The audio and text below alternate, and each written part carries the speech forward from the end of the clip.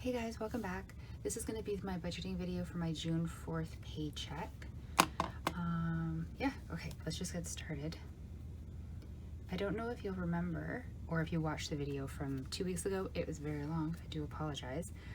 But I was talking back then about how I had a sinking fund that I thought that I could finish fully funding if I used the leftover money from my income tax return, but that sinking fund was in a combined account with another one, and my brain just couldn't do the math to figure out actually how much money in the account was for, like sinking fund A versus sinking fund B.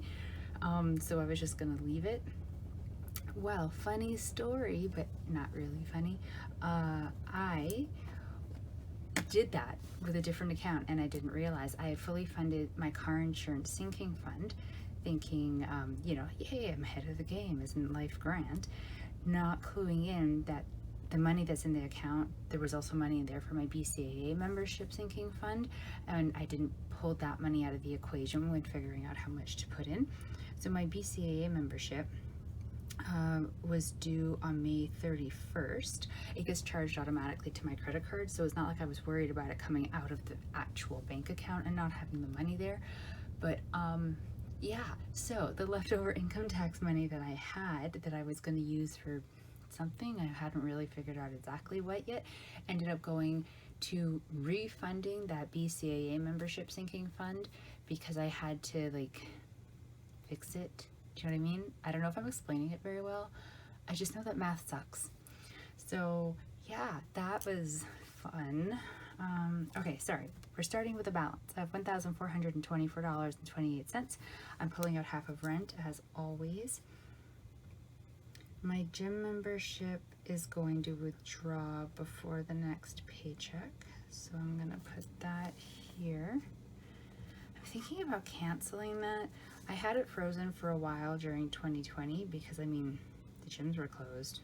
You couldn't go. And then even when they opened up a little, I still couldn't go because I work with seniors. But,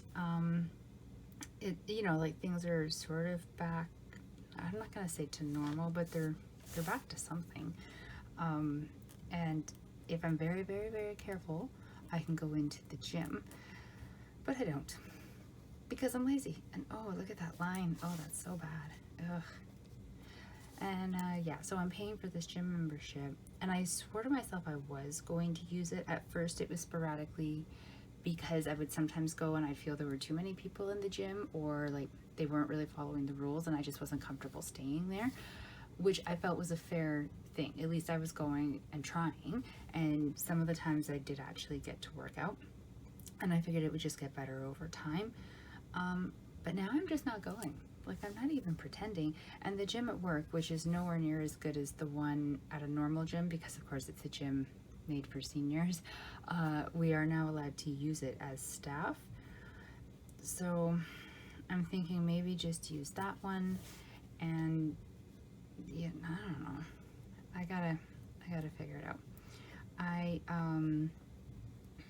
I've dropped my Korean class because it's like 80 something bucks once you do the exchange rate per month, and I just couldn't justify it. I made some financial errors over the last 2 weeks, and some charges that I put through that I thought were gonna go onto the credit card actually via PayPal pulled out directly from my checking account. So I had a big safety net of money, well, big for me, sitting in there. So it was fine, but at one point I looked at my bank account, I'm like, oh, I'm 3 days away from payday and I have $6 in there or something ridiculous. So it made me realize that I'm a little bit too close to the edge. Do you know what I mean? So yeah, when it came time to renew for the next set of classes, I told her that no, I couldn't afford it. I'm going to keep studying on my own and re-study the things that she taught, and then maybe later in the summer when I have a better handle on things, I asked if I could reach out to her and see if she has a session then, and she said absolutely. And I'm so sorry for the notification sound from my iPad. That is, I can't turn it off. So I'm just gonna move it to the floor and hope that it's quieter. But yeah, so anyways, Korean classes, not happening right now, and I'm going to have to attempt to teach myself, which should be interesting. The whole reason I joined the classes was because I was trying to teach myself and it wasn't working. But, you know, I have a bit of a base of knowledge now, so maybe it'll help. I don't know.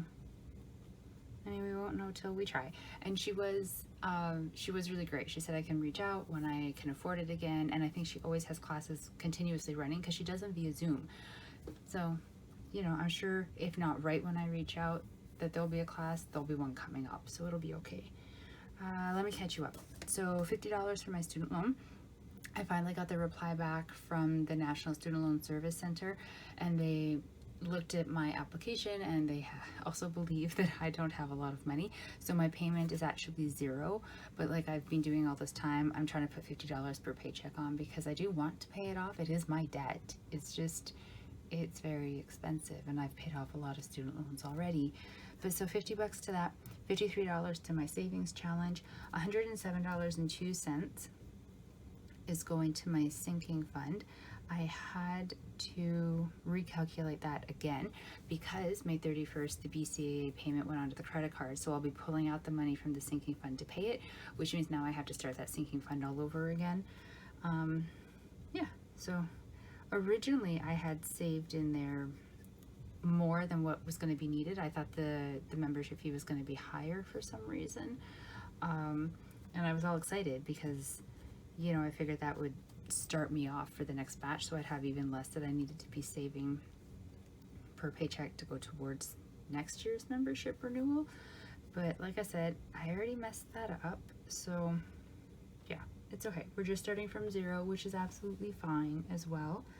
Pulling out $200 for gas. I may have to start upping that. Gas prices are getting higher and higher, and whereas in 2020 you literally just went to work and nothing else except maybe the grocery store once a week, things are opening up, so I am doing more stuff now. Like I'm going and doing hikes and things like that, so I'm using the vehicle more and gas, right? $160 for food and other. I upped it a little this week. Usually it's only what do I usually give myself, 100? Yeah, and then I've upped it to like $80 a week, so 160 total. So that'll be nice to have that little buffer. I did it because I have sort of like some staple items that I have to buy, so those weeks, or like those shopping trips, always cost a little bit more. When I noticed my bank account was down to that last sad little $6, I pulled $50 out of my travel fund just in case. So now I'm putting that back. Oops, 36.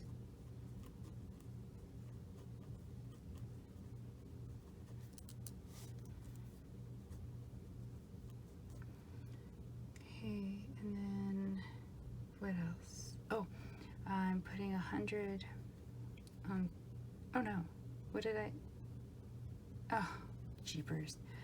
Okay, let's just go like that. There we go. So, you know, messy, but nah, what you gonna do? So I'm putting 100 onto Visa. So I did some shopping online.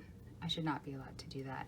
And like I said before, it went out of my bank account when I thought that it was gonna go onto my Visa. Most things that I have set up for my online shopping, I pay for almost everything through PayPal, and I have that set up to automatically go to my credit card. I always just figure that way if there's a dispute, better to not be out the actual physical money in the account, but be fighting for my Visa balance. I don't know if that's right or not, but it's just how I do it. And so I just assumed that what I was purchasing, it was going to be going onto the Visa. And for this one website, apparently, I set it up to go to my bank account. I don't know why I did that. So at first I was a little bit mad when I saw all like that buffer that I had in my bank account was gone. But then I realized that if it wasn't gone from there, it would have just been a balance on my Visa card, and that's no good. So I'm actually kind of okay with it because it really, you know, it made me realize that a little bit of money here, a little bit of money there, you don't think it's going to add up to that much, and all of a sudden it does. And it's one thing to see the balance on the Visa card, but quite another to see your actual bank account depleted. So, you know, better to have the money taken out of the account than to have the money put onto the Visa card and then interest accruing, I can't say that word, interest getting higher, charging. You know what I mean. I can't say the word apparently. But some happy money news, I guess. We got an ICBC refund. What did they call it? Wait, I have the paper here because it was so weird. It's an enhanced care refund.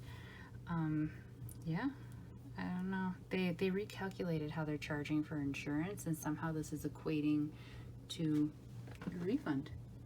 Yeah, I don't know. They automatically, though, put it onto my Visa, which was a bit annoying. I would have liked to have the option of where the money went, just because it's my refund. But at the same time, I had put charges on the Visa, so I'd have to counterbalance them.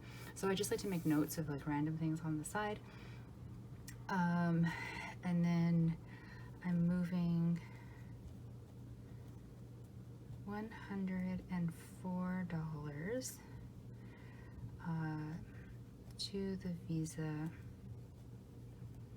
for my BCA renewal.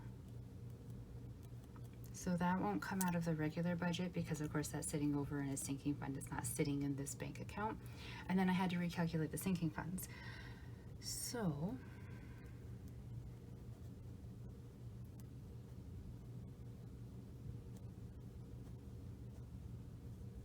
ooh, that just fit.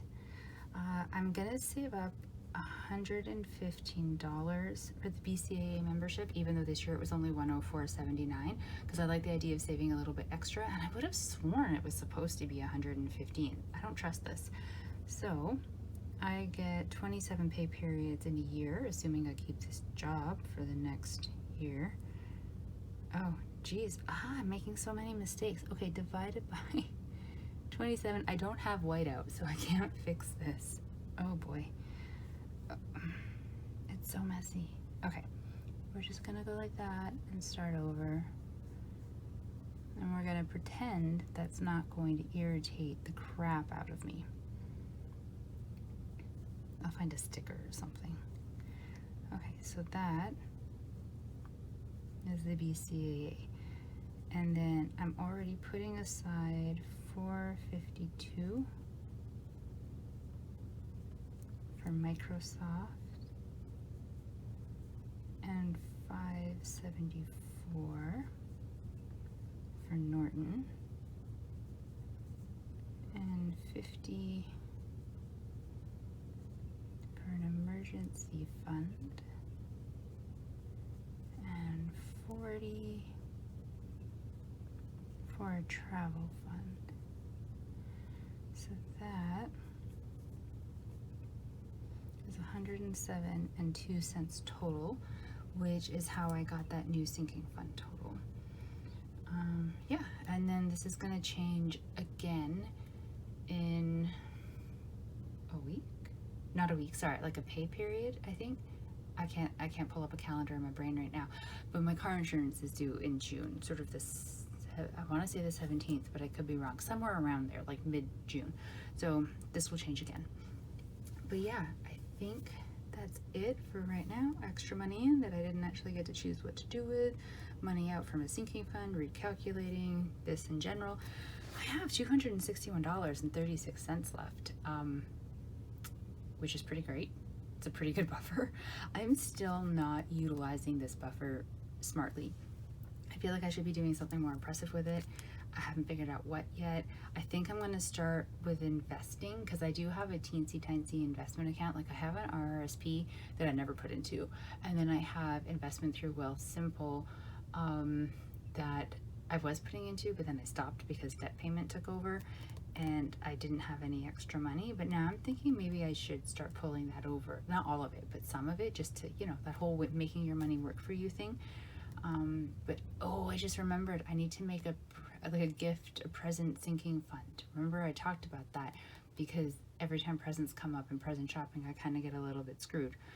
So, okay, I need to figure out how much to put into a sinking fund for presents. How much do you guys put in? Do you even have a sinking fund for presents, or do you just sort of like buy on a whim and hope it all works out? Like, I don't know how much to be putting aside for that. I don't know. I guess it depends on when my next shopping for presents has to start, doesn't it? Things to think about. Okay, maybe I will have it sorted by the time I talk to you in 2 weeks. Who knows? Maybe I won't. I mean, the odds are I won't. Am I right? Okay, It was lovely chatting with you guys. Thank you so much for coming and watching my video and seeing me struggle with the math and apparently my penmanship, because you know that's the thing. Have a great couple weeks. I hope you guys are getting good weather and having a good time out there and enjoying the reopening of things. If it's reopening where you are, it is here, and it's terrifying because I have forgotten how to socialize. And with that, I will leave you be. Stay safe, you guys. Talk to you in a couple weeks. Bye.